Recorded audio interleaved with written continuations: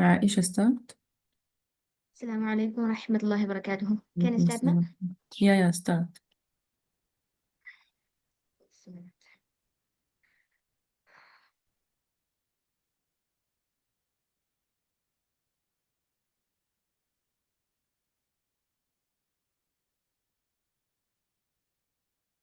السلام عليكم ورحمة الله وبركاته. بسم الله الرحمن الرحيم. رب اشرح لي صدري ويسر لي أمري واحلل عقدة من لساني يفقه قولي رب زدنا علما. اللهم الهمنا مراشد أمورنا وأعذنا من شرور أنفسنا ومن سيئات أعمالنا. الحمد لله. Today I'm going to explain the verses from uh, 76 to 80 from Shatibiyyah. Inshallah. As overview, I'm going to explain first the verse and the meaning of the verse and word analysis, word by word analysis, and some add-on data and the lectures of 5 verses. Inshallah. And first of all, I'll make so many mistakes, I know, not even prepared, much harder. Some more preparation. Some preparation I only prepared for I took more than 5 hours to make this presentation, but prepared a small, very little bit of preparation. So we can accept so many mistakes and all from my presentation. Bismillahirrahmanirrahim. Verse 76. به خيرا وسامح نسيجه بالإعضاء والحسنى وإن كان هلهلا. This is the first verse I'm going to explain today. And the meaning is, correct meaning, what by what meaning is, and think good of it. It means the poem and be tolerant of its weaver. This weaver refers to the poets, which means the author or author of this poem, Al-Shatibiyyah. By overlooking the flaws and its tapestry and with integrity, even if it be weakly woven. And I added meaning in my language, so Sister Sumaya and me can read it and understand more on the correct meaning. Word analysis. Here, wa means and. It's harf عاطف, so we get the meaning as and. Okay, he's connecting that with the words before it. Wa ظن means think or make mind or consider. وظن, please think or consider. به means with. به خيرا, with good. So poet says that you have to think good.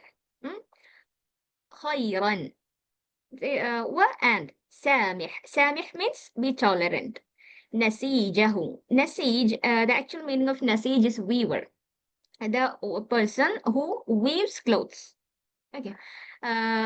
Who makes cloth with threads and all. Who's called nasij. So poet says that please be tolerant to the weaver of this poem, which means the please forgive or please be tolerant to the author of this poem. B means with, al-irda. Irda means indignation. Wa and al-husna. Al-husna means the best. The best. Wa and in kana halhala. In shart. Even or if. Kana is halhalan. Welcome it. It's, I found the meaning as welcome. Halhala from Google. So let's have a look at the lecture of this line. In this line, at first, the poet says to the reader that please think good about the poem. Imam Shatibi coordinate all the line from we know above 1,000 lines this poem have, and he is telling the reader that please think good about the poem. And secondly, please forgive the poet. Poet is Imam Shatibi. Forgive him if there's any mistake in his work. If you notice any mistake in his work, you have to forgive him. Okay, he is also human. He also can cause mistakes. So forgive him. And add on datas. For maintaining the rhythm of the poem, he used metaphors, comparisons, and various symptoms for the words. Okay, we can see that some words he used for what? Completing the length of the line, and some for beautify the line, and some words for ending correctly. مقولة, سبه, للا, هل, هلا, ending scene. Okay, etc. So maintaining the rhythm of the poem, he used various things like metaphors and comparisons. Here, the poet compares his poem with a woven cloth or fabric. Okay, here the thing is the poem, the شاطبي حجز الأماني poem, and he compares his poem to a piece of fabric, a woven fabric. Okay, compares this poem to a fabric, and what all things he mentioned about the fabric will be actually his mentioning about his poem. Okay, if he says there's a what loosely woven part in this cloth, he actually meaning there's a mistake in his poem. Okay, if there's any differences or any faults in this fabric, he's actually mentioning his poem. There's a mistake in his poem. Okay, so he's comparing his poem to a piece of fabric. All things said to all things mentioning the fabric is actually his pointing to his poem, his own poem. Okay, I don't understand. Do you get what I say? Others, is it confusing, or can you get the thing? No, this is very, very good, Aisha. Very good. Alhamdulillah. Yeah, if you didn't get any areas, please inform me. I'll repeat it once more. Yeah.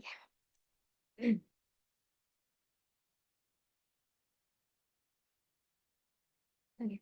Here in this line, okay. And he says, if that fabric, this fabric is what? His poem, his حجز الأماني poem. That fabric, which is the poem, is weakly woven. Weakly woven means which refers to the incorrect areas in his poem. Any mistakes and all. Please forgive the weaver. The weaver is the poet himself. Okay. So the one who makes the cloth is weaver, and one who writes the poem is the poet. That means this Imam Shatibi. Okay. If there is any mistake in the poem, please forgive him. That is he actually meaning in this line. Next line, verse 77. وسلم لإحدى الحسنيين إصابة والأخرى اجتهاد رام صوبا فأمحلا. Here we can take a look at the word meanings. وسلم and سلم. سلم means obey or surrender meanings. سلم لإحدى. لإحدى means one of the. One of the حسنيين. حسنيين means two good things. We know حسنى is the best. حسنى, best. حسنيين, two best things or two good things. So poet is saying that you have to select or you have to obey, you have to surrender one best thing, one good thing from two. Okay, he is giving two options or two good things. We have to select one from that. And the one is إصابة. والأخرى, the second. أخرى means last or second. Two meanings are there. والأخرى, the second one is اجتهاد, which means effort. رام, رام means he threw. صوبا, صوبا means rain. فأمحل, then it became rain. Then it became dry. We can look to the lecture so it will be clear. In this line, poet says that reader accept one of the two good deeds. He's giving two things through this line. We have to select one, or we have to accept one. Both are good, but we have to accept only one. One is accept the correctness. If the word, if that sentence is correct, we have to accept it. Second one is if there is a mistake. One is, if it is correct, you have to accept it. Second is, if there is a mistake, you have to accept the effort you have taken. Okay, you have to accept the effort. I think it's correct. Okay, it's what I understood from the lecture. First thing is, if it is correct, if the line is correct, you have to accept it. Second one is, if there is a mistake, you have to accept the effort taken by him. And here he compares his effort, the effort taken by the poet to write the poem, to a shepherd's. Okay. He compares his effort to a shepherd's. Who actually? Who actually search for a place which receives rainfall and with a lot of plants so that he could feed his goats or anything, goats, cows, camels, anything. So the shepherd is actually searching for a place which receives rainfall and plants so that he could feed his animals. Okay. But unfortunately, he reached at a barren land. Okay. But he took the effort to find a good place for his goats. Still, we can't ignore his effort. Could you understand what I say? He compares his effort to a shepherd actually searching for a good place, but unfortunately he got a barren land, no plants, no rain. Okay. As like it, here the poet says that even his poem is mistaken or even it contains mistakes, he took the effort to coordinate or collect the verses and arrange it in a good manner. Okay. So verse 78, وإن كان خرق فادركه بفضلة من الحلم وليصلح من جاد مقوله. Okay. Here, and in if. Okay. كان is خرق. The real meaning is tear, not eye drop. Tear come from eyes. It actually whole and all tearing, teared paper, teared what fabric. It's actually a hole or any fault. Okay. خرق فدركه. So what have to do? فدرك, repair it. Okay.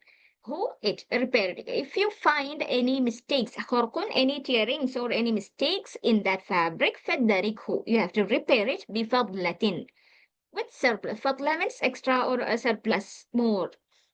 من الحلم. What is حلم? حلم means patience. So if you see any mistake in that fabric or any hole in that fabric, you have to repair it with a lot of patience. Okay. And who is eligible for that repairing? Not everyone can correct the mistakes here. Who can correct the mistake is وَلْيُصْلِحُ, who have to fix it. Man, who is جاد مقولا, who it means who always speak the truth. Okay. Who's generous in his words. Okay. One who have to correct is who always speaks truth and generous in his words. This is the quality of person to correct his mistakes. Here the poet says in the first part, if you notice any mistakes, please make it correct. Okay. In the second part, he says, correct it with a lot of patience. And he says that the person who have to correct the mistakes would be truthful at his words. It is the meaning, it's the lecture of this line. And something extra. The author already compared his work with a piece of fabric. We all know. Here, he's continuing on the same way. Again, what's comparing his poem to a piece of fabric, and he's saying what if you notice any tearing, any hole, etc. Tearing means mistakes. Okay, if it is a tearing in the fabric, it is a mistake in his work, which is the poem. Please repair it. Repairing means please make it correct. This is what he is meaning. Please make it correct with patience. Here he says to be patient when you are clearing the mistakes. It is because if one person correct the mistakes without patience, it may affect the meaning and the context of the verse. Okay, if we didn't provide the correct meaning, or if we're doing it very fast without patience, it may cause mistakes, and the others will study with that mistake. So if anyone is going to correct it, please do it with patience. And he says that one could correct his mistakes would be genuine. Okay, it's a must thing. He would be genuine. It is because if that person isn't genuine, he will add false knowledge within the poem. Okay. It is what I understood from here. And the last line, sorry, second last line. وقل صادقا لولا الوئام وروحه لطاح الأنام الكل في الخلف والقلاه. Here, وقل and قل, say or speak. It's a فعل أمر. قل, say. صادقا, صادق means صدق. It's another form of صدق, truthfully. So speak truthfully, say the truth always. لولا الوئام. There's no harmony. I think it's the correct meaning. And روحه, روح means we all know spirit, or the life, internal life. وئام وروحه, there's no harmony and its spirit, harmony, spirit without truth. لطاح, it fell. الأنام, people. الكل, all people. في, where will they fall? في in الخلف. خلف means disagreement, خلاف, اختلاف and all, discord. والقلاع, قلاع means strife, same thing. They will argue each other if there is no truth. Lecture. In this line, poet says that always say the truth only, be truthful. If there is no harmony and its spirits, then all the people will argue on the difference of their opinions and will make fight for it. Then what the poet is expressing through his words is that being a truthful person will make good changes around them. And if there's no truth or harmony, it will affect people badly. Again, he's advising us to be truthful always. And last line, عش سالما صدرا وعن غيبة فغب تحضر حضار القدس أن قام غسلا.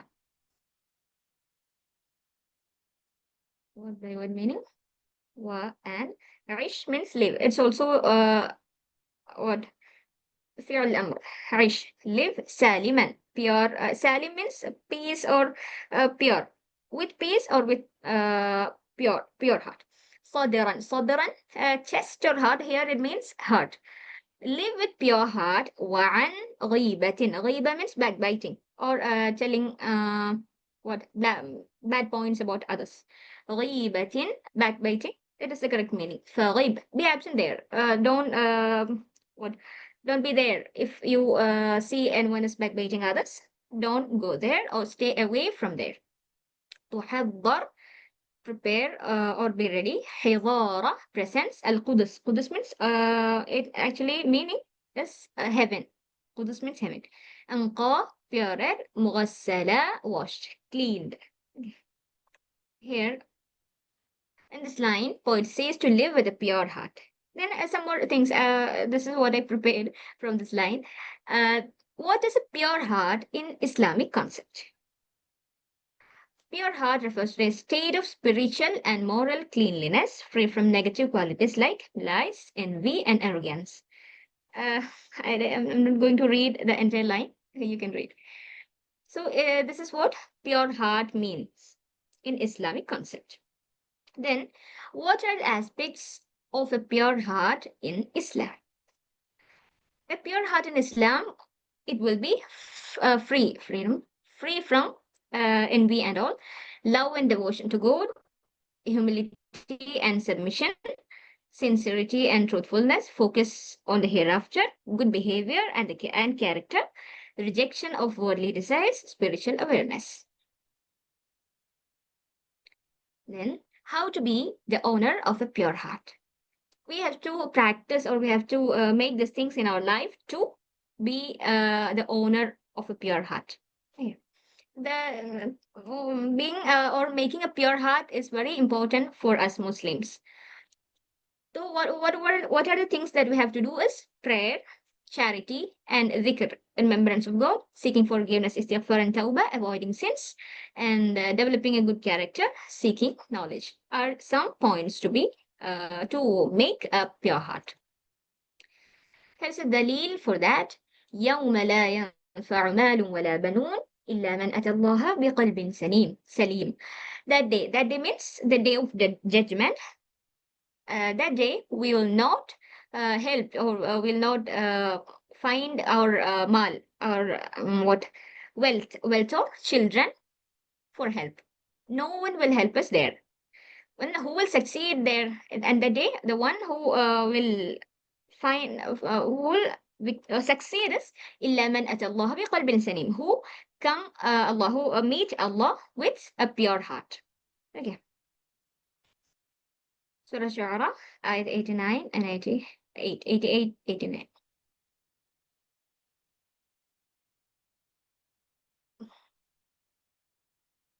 So, being the owner of a pure heart is very important thing for us.